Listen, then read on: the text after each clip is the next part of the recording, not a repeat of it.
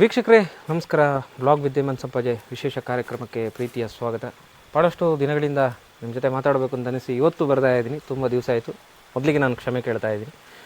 ಇವತ್ತಿನ ದಿವಸಗಳಲ್ಲಿ ಸಾಹಸ ಅನ್ನೋದನ್ನು ಹೇಗೆ ಬೇಕಾದ್ರೂ ಮಾಡ್ಬೋದು, ಆದರೆ ಹಳೇ ಗಾಡಿ ಇಟ್ಕೊಂಡು ನಾವು ಸಾಹಸ ಮಾಡೋದು ಕಷ್ಟ ಅನಿಸುತ್ತೆ. ಒಂದು ಗುಜರಿಗೆ ಹಾಕಿದಂತಹ ಒಂದು ಗಾಡಿಯಲ್ಲಿ ಲಡಾಖ್ವರೆಗೆ ಸುಮಾರು 8,000 ಕಿಲೋಮೀಟರ್ವರೆಗೆ ಹೋಗಿ ಬಂದ ಒಬ್ಬ ಯುವಕನ ಪರಿಚಯವನ್ನು ಇವತ್ತು ಮಾಡ್ತೇನೆ. ದಾರಿಯುದ್ದಕ್ಕೂ ಅವರು ಏನೆಲ್ಲ ಫೇಸ್ ಮಾಡಿದರು, ಎಷ್ಟೆಲ್ಲ ಜರ್ನಿಯ ಸುತ್ತ ಇದ್ದಂತಹ ಸವಾಲುಗಳೇನು, ಇದೆಲ್ಲವನ್ನು ಕೂಡ ಇವತ್ತು ಅವರು ನಮ್ಮ ಜೊತೆ ಮಾತಾಡ್ತಾರೆ.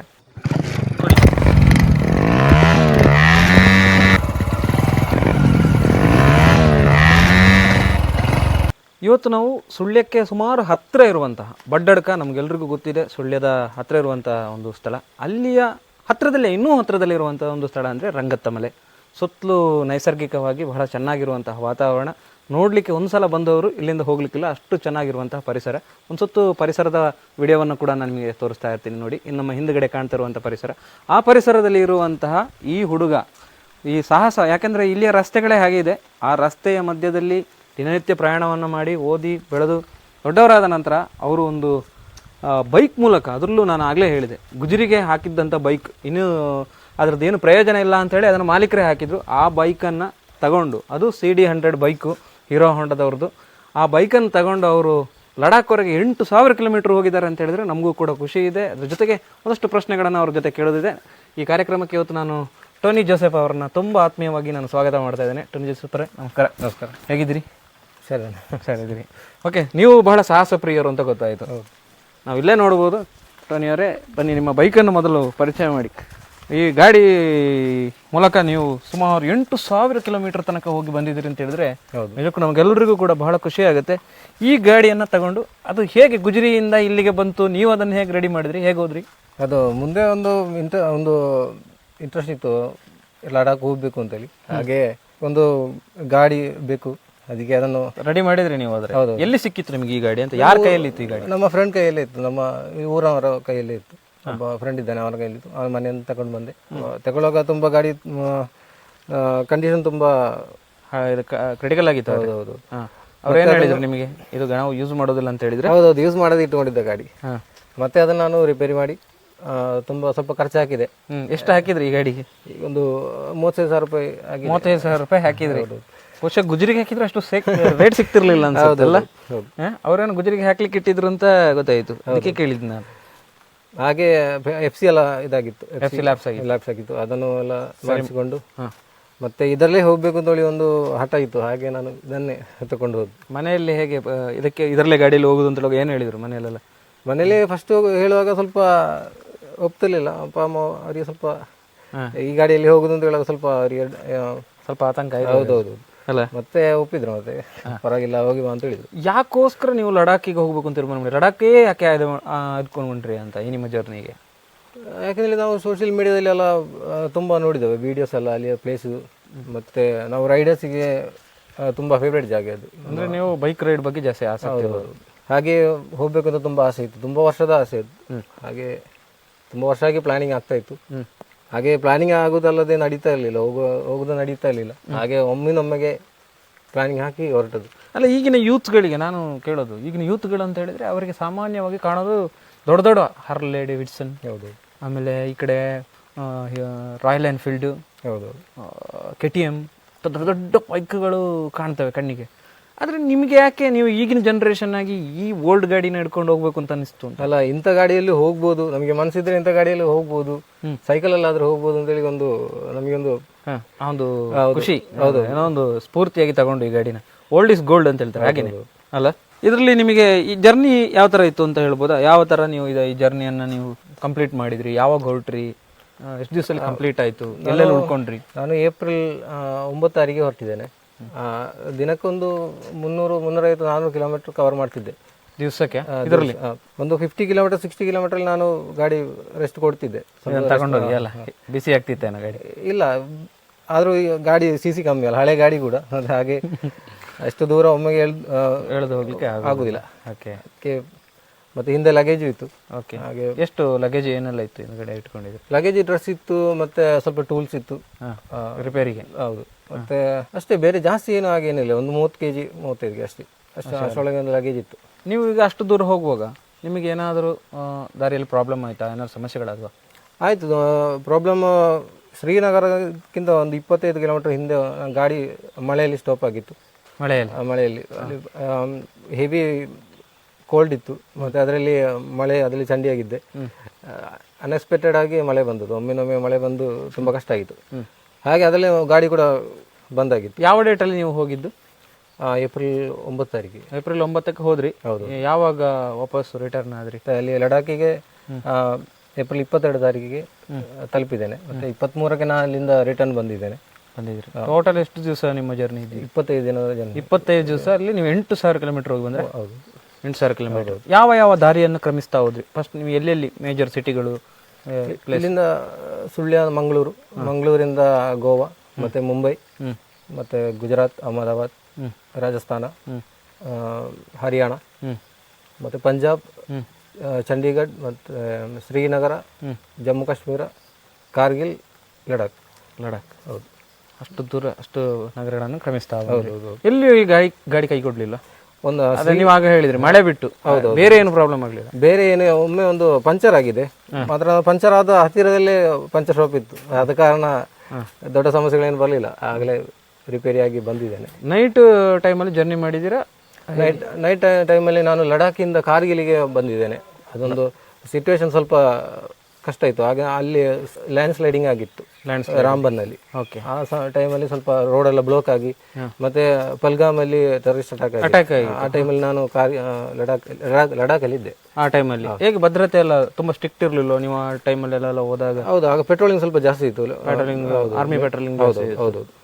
ಓಕೆ. ಹೇಗೆ ನಿಮಗೆ ಏನಾದರೂ ಕ್ವಶನ್ ಮಾಡಿದ್ರೆ ಇಲ್ಲ ಬರ್ತಾ ಇರೋ ಸಂದರ್ಭದಲ್ಲಿ ಗಾಡಿ ಇಲ್ಲ, ಅವ್ರು ಚೆಕ್ ಪೋಸ್ಟ್ ಇದೆ. ಚೆಕ್ ಪೋಸ್ಟಲ್ಲಿ ನಾವು ನಮ್ಮ ಗಾಡಿ ನಂಬರ್ ಮತ್ತು ನಮ್ಮ ಹೆಸರು, ಮೊಬೈಲ್ ನಂಬರ್ ಅಲ್ಲಿ ರಿಜಿಸ್ಟರ್ ಮಾಡಿಯೇ ನಮ್ಮನ್ನು ಬಿಡುದು. ಕಾರ್ಗಿಲಿಂದ ಲಡಾಖಿ ಬಿಡುದಾದ್ರು, ಆ ಕಡೆಯಿಂದ ಈ ಕಡೆ ಬರೋದಾದ್ರು ಎಲ್ಲ ಚೆಕ್ ಪೋಸ್ಟ್ಗಳಿವೆ. ಅಲ್ಲಿ ನಿಮ್ಮನ್ನು ಕರೆಕ್ಟಾಗಿ ಚೆಕ್ ಮಾಡಿ ನಿಮ್ಮ ಅಡ್ರೆಸ್ ಫೋನ್ ನಂಬರ್ ಕೊಟ್ಟು ಮುಂದೆ ಅಲ್ವಾ? ಹೌದು, ಎಂಟ್ರಿ ಮಾಡಿಯೇ ಮುಂದೆ ಹೋಗ್ಬೇಕು, ಎಲ್ಲ ಅವರು ಬಿಡುದಿಲ್ಲ. ನಿಮಗೆ ಎಲ್ಲಿ ತಿಳಿಯಿತು ಈ ಪಲ್ಗಾಮಲ್ಲಿ ದುರಂತ ಆಯ್ತು ಅಂತ ಹೇಳಿ ನಿಮಗೆ? ಲಡಾಖಲ್ಲಿ ಇರುವಾಗ ಊರಿಂದ ನಮ್ಮ ಸಂಬಂಧವರು ಒಬ್ಬರು ಕಾಲ್ ಮಾಡಿ ಹೇಳಿದ್ರು ಪಲ್ಗಾಮಲ್ಲಿ ಈಗ ಶೂಟಿಂಗ್ ಆಗಿದೆ, ಅಟ್ಯಾಕ್ ಆಗಿದೆ ಅಂತ ಹೇಳಿದ್ರು. ಆಗ ನಮಗೆ ಗೊತ್ತಾಗುದು. ಇಲ್ಲ ನಿಮಗೆ ಗೊತ್ತಿಲ್ಲ? ಇಲ್ಲ, ಅಷ್ಟೇ ಗೊತ್ತಿರಲಿಲ್ಲ. ಅಲ್ಲಿ ಮೊಬೈಲ್ ನೆಟ್ವರ್ಕ್ ಎಲ್ಲ ಸ್ವಲ್ಪ ಕಷ್ಟ ಇದೆ, ಹಾಗೆ ಗೊತ್ತಾದ್ದು. ಮತ್ತೆ ಮರುದಿನ ಸಂಜೆನೆ ಹೊರಟಿದ್ದೇವೆ ನಾವು. ಓಕೆ. ನೀವು ಗಾಡಿಯಲ್ಲಿ ಎಷ್ಟು ಜನ ಹೋದ್ರಿ? ನಾನು ಒಬ್ಬನೇ ಹೋದ್ದು. ಒಬ್ಬರೇ ಟೀಮ್ ಏನು ವರ್ಕ್ ಅಲ್ಲ, ಒಬ್ಬರೇ ಗಾಡಿ? ಇಲ್ಲ, ಒಬ್ಬರೇ ಹೋದ್ದು, ಯಾರು ಇಲ್ಲ. ಇಲ್ಲ. ಈ ಗಾಡಿಯನ್ನು ನೋಡುವಾಗ ಸಾಮಾನ್ಯವಾಗಿ ನಾವು ಈಗ ಜರ್ನಿ ಮಾಡ್ತಿರುವಾಗ ಗಾಡಿ ಬಗ್ಗೆ ಅಟ್ರಾಕ್ಷನ್ ಇರ್ತದೆ. ಯಾರು ಏನಾದ್ರು ಕೇಳಿದ್ರ ನಿಮಗೆ ಈ ಗಾಡಿ ಹೇಗೆ ಬಂದಿದ್ರಿ ಏನಾದ್ರು ವಿಚಾರಿಸಿದ್ರ? ಹೌದು, ತುಂಬಾ ಜನ ವಿಚಾರಿಸಿದ್ದಾರೆ. ಹರಿಯಾಣದಿಂದ, ಪಂಜಾಬಿಂದ ಎಲ್ಲ ತುಂಬಾ ಜನ ನನಗೆ ದಾರಿಯಲ್ಲಿ ನಿಲ್ಲಿಸಿ ಕೇಳಿ ತುಂಬಾ ಮಾತಾಡಿಸಿದ್ದಾರೆ ಈ ಗಾಡಿಯನ್ನು. ಹೌದೌದು, ಈ ಗಾಡಿಯನ್ನು ಹಿಡ್ಕೊಂಡು ಇಷ್ಟು ದೂರ ಬಂದಿರಲ್ಲ ಅಂತ ಹೇಳಿ ತುಂಬಾ ಅಪ್ರಿಷಿಯೇಟ್ ಮಾಡಿದ್ದಾರೆ. ಹೌದು. ಲಡಾಖಿಂದಲೂ ಕಾರ್ಗಿಲ್ ಎಲ್ಲ ತುಂಬಾ ಇದು ಸಿಕ್ಕಿದೆ ನನಗೆ. ತುಂಬಾ ಜನ ಅಪ್ರಿಷಿಯೇಟ್ ಮಾಡಿದ್ದಾರೆ. ನೀವೀಗ ಯಾವ ಉದ್ದೇಶಕ್ಕೆ ಅಂತ ನೀವು ಅಲ್ಲಿ ಹೋದ್ರಿ? ಅಂದ್ರೆ ನೀವು ಆಗ್ಲೇ ಹೇಳಿದ್ರಿ ನಂಗೆ ಬೈಕ್ ರೈಡಿಂಗ್ ಅಂದ್ರೆ ಇಷ್ಟ, ಇದೊಂದೇ ಉದ್ದೇಶ ಇತ್ತಾ ಅಥವಾ ಬೇರೆ ಏನಾದರೂ ಉದ್ದೇಶ ಇತ್ತಾ? ಇಲ್ಲ, ನನಗೆ ಲಡಾಖ್ ಮತ್ತು ಕಾಶ್ಮೀರ ಪ್ಲೇಸ್ ತುಂಬಾ ಚೆನ್ನಾಗಿದೆ. ವಿಡಿಯೋಗಳೆಲ್ಲ ನೋಡಿದ್ದೇನೆ, ತುಂಬಾ ಮುಂದೆ ನೋಡಿದ್ದೇನೆ. ಅದು ನೋಡ್ಬೇಕಂತ ಬಾರಿ ತುಂಬಾ ಆಸೆ, ವರ್ಷಗಳಿಂದಲೇ ಆಸೆ. ಹಾಗೆ ನೋಡ್ಬೇಕಂತ ಹೇಳಿ ಹೋದ್ದು. ಕಡೆಗೂ ನಿಮ್ಮ ಡ್ರೀಮ್ ಕಂಪ್ಲೀಟ್ ಆಯ್ತು. ನೆಕ್ಸ್ಟ್ ಟಾರ್ಗೆಟ್ ಏನಾರು ಉಂಟಾ? ನೆಕ್ಸ್ಟ್ ಇನ್ನು ಅಬ್ರಾಡ್ ಹೋಗ್ಬೇಕು ಅಂತ ಆಸೆ ಉಂಟು. ಯಾವ ಗಾಡಿ ಇಲ್ಲ, ಅದೇನು ಪ್ಲಾನಿಂಗ್ ಆಗ್ಲಿಲ್ಲ. ನೋಡ್ಬೇಕಷ್ಟೇ, ಮುಂದೆ ನೋಡ್ಬೇಕು. ಈ ಗಾಡಿನೂ ಹೋದ್ರು ಅಚ್ಚರಿ ಇಲ್ಲ? ಇಲ್ಲ, ಇದರಲ್ಲಿ ಹೋದ್ರು ಏನು ಅಚ್ಚರಿ ಇಲ್ಲ? ಇಲ್ಲ, ಹೋಗ್ಬೋದು. ಎಸ್. ಓಕೆ, ನೀವು ಈ ಗಾಡಿ ನಮ್ಮ ಸ್ಟಾರ್ಟ್ ಮಾಡೋಣ. ಹೇಗೆ ಇದ್ರ ಸೌಂಡ್ಸ್ ಎಲ್ಲ ಹೇಗಿದೆ? ಎಷ್ಟನೇ ಇಸವಿ ಗಾಡಿ ಇದು? ಈಗ ಇದು 94 ಗಾಡಿ. 94 ಗಾಡಿ? ಹೌದೌದು. 2 ಸತಿ ರಿನಿವಲ್ ಆಗಿದೆ. 94 ಅಂದರೆ ನಾನು 6 ವರ್ಷದ ಹುಡುಗ ಆಗಿದ್ದೆ. ಇನ್ನೂ ಅಲ್ಲ, ಇದು ಸ್ಮೂತ್ ಉಂಟು. ಒಂದು ರೌಂಡ್ ಹೊಡೀರಿ ನಡ.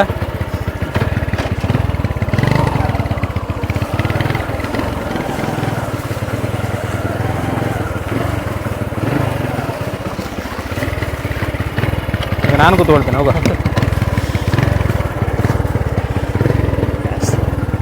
ಕಂಫರ್ಟೇಬಲ್ ಉಂಟು.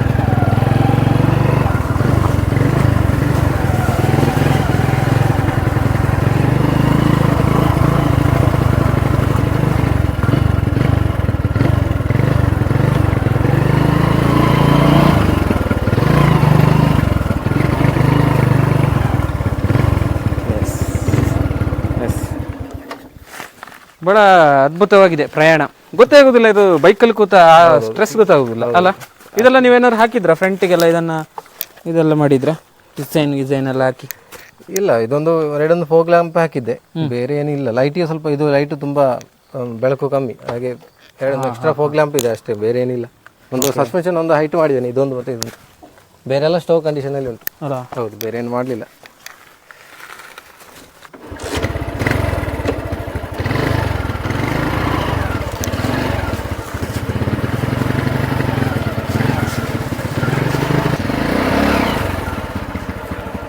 ಖುಷಿ ಆಗ್ತದೆ ಹೋಗ್ಲಿಕ್ಕೆ. ಹಿಂದಿನ ಕಾಲದಲ್ಲಿ ನಾವೆಲ್ಲ ಸಿನಿಮಾದಲ್ಲಿ ಈ ಬೈಕನ್ನು ನೋಡ್ತಾ ಇದ್ವಿ, ಒಂಥರ ಹೀರೋ ಅಲ್ವಾ ಇವರೇ? ಹೌದೌದು, ಹೀರೋಗಳು ಬಂದು ವಿಲನ್ಸ್ ಎಲ್ಲ ಫೈಟ್ ಮಾಡೋದು. ಹೌದೌದು. ಈ ಗಾಡಿ ಈಗ ಕಾಶ್ಮೀರ ಸೈಡ್, ಡೆಲ್ಲಿಯಿಂದ ಆ ಕಡೆ ಎಲ್ಲ ಕಂಡಮ್ ಆಗಿದೆ. ಈಗ ಅಲ್ಲಿ ಯಾರು ಗಾಡಿ ಯೂಸ್ ಮಾಡುವಂಗಿಲ್ಲ, ಈ ಗಾಡಿ ಯಾರು ಯೂಸ್ ಮಾಡುವಾಗಿಲ್ಲ. ಇಲ್ಲ. ಹಾಗೆ ಮಿಲಿಟರಿ ಅವರೆಲ್ಲ ನನಗೆ ಪೇಪರ್ ಡಾಕ್ಯುಮೆಂಟ್ಸ್ ಎಲ್ಲ ಕೇಳಿ ಅವರಿಗೆ ಡೌಟ್ ಇತ್ತು. ಹಾಗೆ ಈ ಗಾಡಿ ಹಳೆ ಗಾಡಿಯಲ್ಲಿ ಎಲ್ಲೋ ಹೋಗ್ತಾ ಇದಾರೆ ಅಂತಲ್ಲ ಎನ್ಕ್ವೈರಿ ಮಾಡಿದ್ರು, ತುಂಬಾ ಎನ್ಕ್ವೈರಿ ಮಾಡಿ ಅವರು ಪೇಪರ್ಸ್ ಎಲ್ಲ ಕೊಟ್ಟು ಮತ್ತೆ ಲಾಸ್ಟಿಗೆ ಅವರು ಮಾತಾಡಿಸಿ ಲಾಸ್ಟಿಗೆ ಅವ್ರು ಬಿಟ್ಟ ನಾನು. ಹೌದಲ್ಲ? ಹೌದೌದು. ಹೇಳಿದ್ರೆ ಈ ಗಾಡಿ ತಗೊಂಡು ಹೋಗೋದು ಬೇಡ, ನಿಮ್ಗೆ ಕಷ್ಟ ಆಗೋದು ಅಂತೆಲ್ಲ ಹೇಳಿ ತುಂಬಾ ನೆಗೆಟಿವ್ ಎಲ್ಲ ಬಂದಿತ್ತು ನನಗೆ. ಆತರ ನಾನು ಅದನ್ನೆಲ್ಲ ನೋಡ್ಲಿಲ್ಲ, ಹೋಗ್ಬೇಕಂತ ತುಂಬಾ ಆಸೆ ಇತ್ತು, ಹಾಗೆ ಹೋದ್ದು. ನೋಡಿ, ಕನಸನ್ನ ಈಡೇರಿಸ್ಬೇಕು ಅಂತ ಇದ್ರೆ ಅದು ಹೇಗೆ ಬೇಕಾದ್ರೆ ಆಗ್ತದಲ್ಲ, ಎಷ್ಟು ಕಷ್ಟ ಇದ್ರು ಅದನ್ನ ಈಡೇರಿಸಬಹುದಲ್ಲ. ಹೌದು. ಹಾಗೆ ನಿಮ್ಮ ತಂದೆ ಇಲ್ಲೇ ಇದ್ದಾರೆ. ಸರ್ ನಮಸ್ತೆ.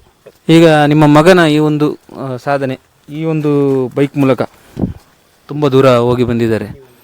ನೀವು ಏನು ಹೇಳ್ತೀರಿ ನಿಮ್ಮ ಮಗನ ಈ ಒಂದು ಅಚೀವ್ಮೆಂಟ್ ಬಗ್ಗೆ? ಅವನಿಗೆ ಹೋಗಲಿಕ್ಕೆ ಒಂದು ಆಸೆ ಇದೆ, ಹಾಗೆ ಈ ಗಾಡಿಯಲ್ಲಿ ಹೋಗಿ ಬಂದಿದೆ. ನಿಮ್ಮ ಹೆಸರು?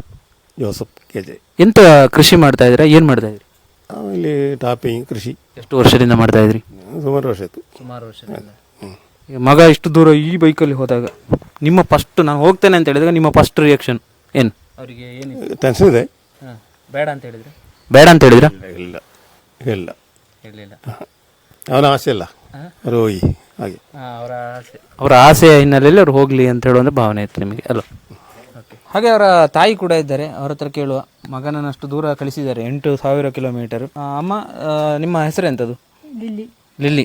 ಈಗ ನಿಮ್ಮ ಮಗ ಅಷ್ಟು ದೂರ ಹೋಗಿ ಬಂದಿದ್ದಾರೆ ഈ ഗാഡിಯಲ್ಲಿ. സാമാന്യವಾಗಿ മക്കള് ಇಂಥ ഗാഡിയಲ್ಲೆಲ್ಲ ಹೋದಾಗ അവനോട് ഞാൻ പറഞ്ഞു പോകണ്ടെന്ന് പറഞ്ഞു. പോകണ്ടെന്ന് പറഞ്ഞതല്ലേ? പിന്നെ പേടിയാണ് നിങ്ങൾ? അതെ, പേടിയായിരുന്നു. ഇത്രയും ദൂരം ഒറ്റയ്ക്കല്ലേ ഉള്ളൂ. അവനോട് ഞാൻ പറഞ്ഞു ആരെങ്കിലും കൂട്ടുണ്ടെങ്കിൽ ഒന്നിച്ച് പോകാൻ പറഞ്ഞു. അന്നേരം ഇവര് ഒന്നിച്ച് പോകാന്ന് പറഞ്ഞവര് ഒടുവിലില്ല, അവനൊറ്റ പോക്കങ്ങ് പോയി. ഞങ്ങൾ പറഞ്ഞു പോകണ്ടെന്ന് പറഞ്ഞതാ. എനിക്ക് ഭയങ്കര പേടിയായിരുന്നു. പിന്നെ അവിടെ ഒരു പപ്പ പറഞ്ഞതല്ല നിങ്ങളെ പറഞ്ഞത്? അമ്മ ഞാൻ പറഞ്ഞത്. നിങ്ങളെ പറഞ്ഞത്? പപ്പ ഒന്നും വേണ്ടി അങ്ങനെ പോണ്ടെന്നും പറഞ്ഞില്ല, കൊളയാനും പറഞ്ഞില്ല. ഭയങ്കര ബുദ്ധിമുട്ടായിരുന്നു. എല്ലാം ഉണ്ട്. ಅದು ಕರೆಕ್ಟ್ ಫಿಟ್ ಮಾಡಲಿಕ್ಕೆ ಅವನಿಗೆ ಗೊತ್ತುಂಟು. ಗೊತ್ತುಂಟಲ್ಲ? ಮಗ ಸ್ವತಃ ಅವರು ಮೆಕ್ಯಾನಿಕಲ್ ವರ್ಕ್ ಮಾಡಿದ್ದಾರೆ, ಇಂಜಿನಿಯರಿಂಗ್ ಆಗಿದೆ. ಹಾಗಾಗಿ ಅವರಿಗೆಲ್ಲ ಕೆಲವು ಗಾಡಿ ಇದರಲ್ಲಿ ಅಂದರೆ ಕಾರು 4 ವೀಲರಲ್ಲಿ ಅವ್ರು ಎಕ್ಸ್ಪರ್ಟು. ಅಬ್ರಾಡಲ್ಲಿದ್ದು ಸುಮಾರು ಟ್ರೈನಿಂಗ್ ಎಲ್ಲ ತಗೊಂಡು ಅವರೆಷ್ಟೋ ಗಾಡಿಗಳನ್ನು ರಿಪೇರಿ ಎಲ್ಲ ಮಾಡಿದ್ದಾರೆ, ಕಾರ್ಗಳನ್ನೆಲ್ಲ. 2 ವೀಲರಲ್ಲೂ ಕೂಡ ಅಷ್ಟೇ, ಅವ್ರು ಏನಾದರೂ ಪ್ರಾಬ್ಲಮ್ ಆದರೂ ಕೂಡ ಅವ್ರು ರಿಪೇರಿ ಮಾಡ್ತಾರೆ. ಹಾಗೆ ತಂದೆಗೊಂದು ಧೈರ್ಯ ಇತ್ತು, ಮಗ ಏನೇ ಆದರೂ ಕೂಡ ಅದನ್ನು ಸರಿ ಮಾಡಿಕೊಂಡು ಬರ್ತಾರೆ. ಆದರೆ ತಾಯಿಗೆ ಸಹಜವಾಗಿ ಮಕ್ಕಳ ಮೇಲೆ ಪ್ರೀತಿ ಇರ್ತದೆ. ಅವರು ಹೊರಗೆ ಹೋದಾಗ ಬೇಡ ಬೇಡ ಅಂತ ಹೇಳ್ತಾರೆ. ಅದು ನಾವು ಕೂಡ ಅನುಭವಿಸಿದ್ದೇವೆ. ಹೊರಗೆ ಹೋದಾಗ ಬೇಡ ಬೇಡ ಅಂತ ಹೇಳ್ತಾರೆ ನಮಗೆ, ಅಲ್ಲಿ ಹೋಗ್ಬಿಡಿ ಇಲ್ಲಿ ಹೋಗ್ಬಿಡಿ ಅಂತ ಹೇಳ್ತಾರೆ. ಆದರೆ ನೀವು ಅದು ಸಹಜ, ತಾಯಿಯಾಗಿ ಇರಬೇಕಾಗಿದೆ. ಅದೇ ಕೊರೆಯ ದೂರ, ನಿಂಗಳ ಹತ್ರ ಮಂಗಲ ಪ್ರೀತಿ ಉಂಡಲ್ಲೇ, ನಿಂಗಳ ಪುಳ್ಳರ ಮೇಲೆ ಪ್ರೀತಿ ಉಂಡಲ್ಲೇ. ಬೆಲ್ಗಾಮಲ್ಲಿ ಇನ್ಸಿಡೆಂಟ್ ಆಗಿದೆ, ಅದು ಮತ್ತೆ ರಾಮನಲ್ಲಿ ಲ್ಯಾಂಡ್ಸ್ಲೈಡಿಂಗ್ ಆಯ್ತು. ಆಗ ಅವರಿಗೆ ಜಾಸ್ತಿ ಟೆನ್ಷನ್ ಆಯ್ತು. ಅಂದ್ರೆ ಪೆಹಲ್ಗಾಮ್ ಅಲ್ಲಿ മണ്ണിടിഞ്ഞില്ലേ? മണ്ണിടിഞ്ഞല്ലേ? അതെ, സ്ലൈഡ് ആയത്, സ്ലൈഡ് ആയത് അല്ലേ, ലാൻഡ് സ്ലൈഡ് ആയത്. അതെ, ഡെയിലി 3 പ്രാവശ്യം ഞാൻ വിളിക്കും. ദിന 3 സല ಕಾಲ್ ಮಾಡ್ತಾ ಇದ್ರಂತೆ. അപ്പൊക്ക് വേണ്ട അങ്ങനെ. അപ്പം ഞാൻ പറയുന്ന കേട്ടോ അവിടെ ഇരുന്നാള്. എനിക്കാകില്ല ഇത്, അവൻ വരുന്നിടം വരെ എനിക്ക് ബേജാറായിരുന്നു. അല്ല, ഓക്കെ. സഹജವಾಗಿ അവൻ വിളിക്കുന്നതുകൊണ്ട് കുഴപ്പമില്ലായിരുന്നു. 3 പ്രാവശ്യം വിളിക്കും, കാലത്ത് വിളിച്ചിട്ടും വൈകിട്ടും.